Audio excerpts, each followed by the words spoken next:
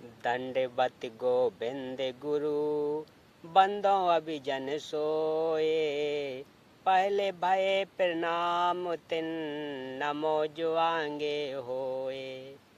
कबीर गुरु को कीजे दंडवत कोटि कोटि प्रणाम। कीट न जाने ब्रंग को यो गुरु कर आप समान। सत साहेब। हाँ तो श्रोता बंधुओं, आज मैं आप लोगों के सामने हमें अपनी सोच बदलनी है, यही कथा का प्रसंग आप लोगों के सामने रखने का प्रयास कर रहा हूँ। आप कहाँ के ज्ञानी बाबा? परमेश्वर कबीर जी ने बताया है, कबीर पर नारी को देखिए बहन बेटी के भाव। कह कबीर काम नाश का यही सहज उपाय। फिल्में जिनमें नकली बनावटी कहानियां तथा अदाएं दिखाई जाती हैं, जिनको देखकर जवान बच्चे उसी की नकल करके बेशर्म होने लगते हैं। जैसी गतिविधि फिल्म में दिखाई जाती है, वैसी गतिविधि न घर में, न गली में, न सभ्य समाज में की जा सकती है। तो उनको देखने का उद्देश्य क्या रह जाता है?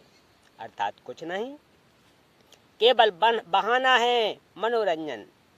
वही मनोरंजन समाज नाश का मूल कारण है। मेरे गुरु भाई यानी संत रामपाल जी महाराज के शिष्य अनुयायी बिल्कुल भी फिल्म नहीं देखते। अश्लील रागनी फिल्मी गाने, स्वांग तथा अश्लील चर्चा जो निकम्मे युवा करते हैं, उनकी संगत में अच्छे युवा भी प्रेरित होकर बकवाद करने लग जाते हैं। कबीर परमेश्वर जी ने कहा है, करो कथा करतार की, सुनो कथा करतार। काम कथा सुनो नहीं, कहे कबीर बिचारे।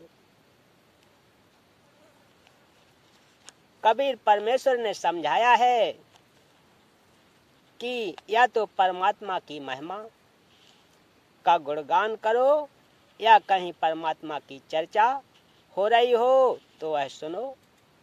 काम यानी अश्लील चर्चा कभी न सुनना। कबीर जी ने यह विचार यानी मत बताया है। काम प्रक्रिया को विशेष विवेक के साथ समझें। पति पत्नी मिलन को समाज मान्यता देता है कि आप दोनों परस्पर संतान उत्पन्न करो। सबके माता पिता ने संतान उत्पत्ति की प्रक्रिया की, जिसे संभोग कहते हैं, किया, जिससे अपना तथा अपने भाई बहनों का जन्म हुआ। तो विचार करें कि यह क्रिया कितनी पवित्र तथा अच्छी है, जिससे अपने को अनमोल मानव जीवन शरीर मिला है। कोई डॉक्टर बना, कोई सैनिक, कोई मंत्री, तो कोई इंजीनियर बना है, कोई किसान बना है जिसने सबको अन्न दिया, कोई मजदूर बना जिसने सबके महल खड़े किए, कोई कारीगर बना। यही नहीं, अभी और सुनिए। हम भक्ति दान धर्म के कर्म करके अपने जीव का कल्याण करा सकते हैं। संभोग क्रिया यह है। इसको कितना ही बकवाद करके, रागनी गाकर, फिल्मी गाने गा सुनाकर मलिन वासना रूप दें। आप कहाँ के ज्ञानी बाबा? यह पर्दे में करना सभ्यता है। पशु पक्षी प्रजनन क्रिया करते हैं, जो खुले में करते हैं, जो अच्छा सा नहीं लगता।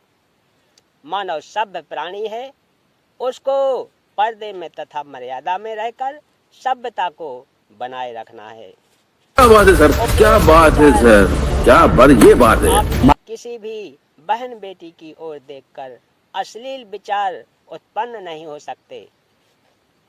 यही क्रिया दादा दादी ने की, जिससे अपने पिताजी का जन्म हुआ।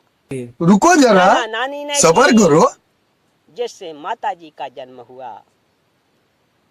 जिन माता पिता ने अपने को उत्पन्न किया, पाला पोसा, कितने अच्छे हैं। अपने माता पिता जिनकी उत्पत्ति भी काम क्रिया से हुई, यही नहीं, तो अभी यह और सुनिए। क्या अश्लील है।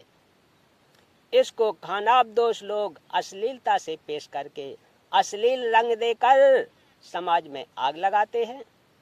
देश के संविधान में प्रावधान है कि यदि कोई पुरुष किसी स्त्री से छेड़छाड़ करता है तो उसे 3 वर्ष की सजा दी जाती है। यदि किसी स्त्री से रेप करता है तो 10 वर्ष की सजा होती है। कानून का ज्ञान होने से इंसान बुराई दुराचार से डरता है। कानून का ज्ञान होना आवश्यक भी है। इस तरह के पाप काल ब्रह्म करवाता है। काल कौन है जाने सृष्टि रचना में। इसी पुस्तक के पृष्ठ 235 पर। फिल्म नहीं देखनी है।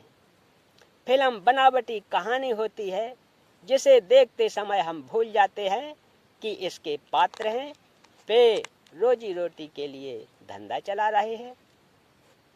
करोड़ों रुपए एक फिल्म में काम करने के लेते हैं। भोले युवक विवेक खोकर उनके फैन प्रशंसक बन जाते हैं। वे अपना धंधा चला रहे हैं, आप मूर्ख बनकर सिनेमा देखने में धन व्यर्थ करते हैं। जिस हीरो हीरोइन के आप फैन बने हैं, आप उनके घर जाकर देखें, वे आपको पानी भी नहीं पिलाएंगे। चाय खाना तो दूर की कौड़ी है। विचार करें कि मैं लड्डू खा रहा हूं और आप देख रहे हो। आप कह रहे हो कि वाह, लड्डू बड़े स्टाइल से खा रहा है। आपको क्या मिला? यही दशा फिल्मी एक्टरों तथा दर्शकों की है। जैसे हम अश्लील मूर्तियां देखते हैं तो अश्लीलता उत्पन्न होती है, क्योंकि उस उत्तेजक मूर्ति ने अंदर चिंगारी लगा दी, पेट्रोल सुलगने लगा। ऐसी तस्वीरों को तिलांजलि दे दें। जैसे हम देशभक्तों की जीवानी पढ़ते हैं और मूर्ति देखते हैं तो हमारे अंदर देशभक्ति की प्रेरणा होती है। ऐसी तस्वीर घर में हो तो कोई हानि नहीं। यदि हम साधु संत फकीरों तथा अच्छे चरित्रवान नागरिकों की जीवानी पढ़ते सुनते हैं तो सर्वदोष शांत होकर हम अच्छे नागरिक बनने का विचार करते हैं। इसलिए हमें संत तथा सत्संग की अति आवश्यकता है। जहाँ अच्छे विचार बताए जाते हैं। हम अपनी छोटी सी बेटी को स्नान कराते हैं, वस्त्र पहनाते हैं, इस प्रकार सब करते हैं। वही बेटी विवाह के पश्चात ससुराल जाती है। अन्न की बेटी हमारे घर पर बहू बनकर आती है। अब नया क्या हो गया? यह शुद्ध विचार से विचार करने की बात है। इस प्रकार विवेक करने से खानाब दोष विचार नष्ट हो जाते हैं, साधु भाव उत्पन्न हो जाता है। यही नहीं, अभी और सुनिए। पत्रों में भी इतनी अश्लील तस्वीरें छपती हैं जो युवाओं को चोली पहनती हैं, जो गलत हैं। इसी प्रकार पुरुष भी अंडरवियर कच्छे की प्रसिद्धि के लिए केवल कच्छा पहनकर खड़े दिखाई देते हैं, जो महानीचता का प्रतीक है। इसको बंद किया जाना चाहिए। इसके लिए सब संगठन की आवश्यकता है जो संवैधानिक तरीके से इस प्रकार की अश्लीलता को बंद कराने के लिए संघर्ष करें तथा मानव को चरित्रवान दयावान बनाने के लिए अच्छी पुस्तकें उपलब्ध कराएं, सत्संग की व्यवस्था करवाएं। अच्छे विचार सुनने वाले बच्चे संयमी होते हैं। देखने में आता है कि जिस बेटी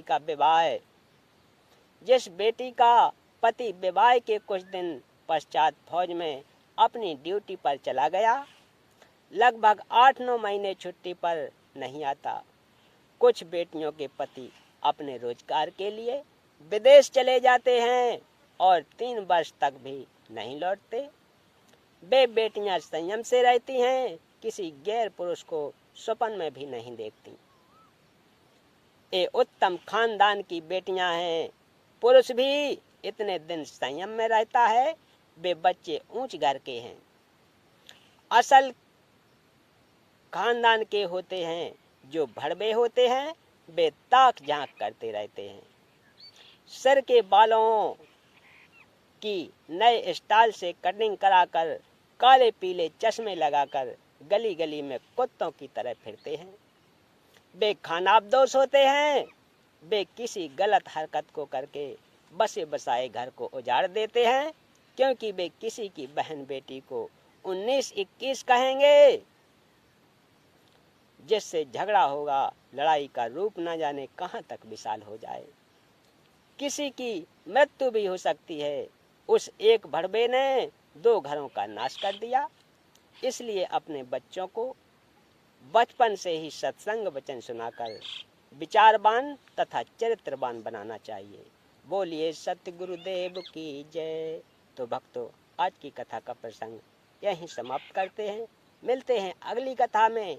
तब तक के लिए सत साहिब।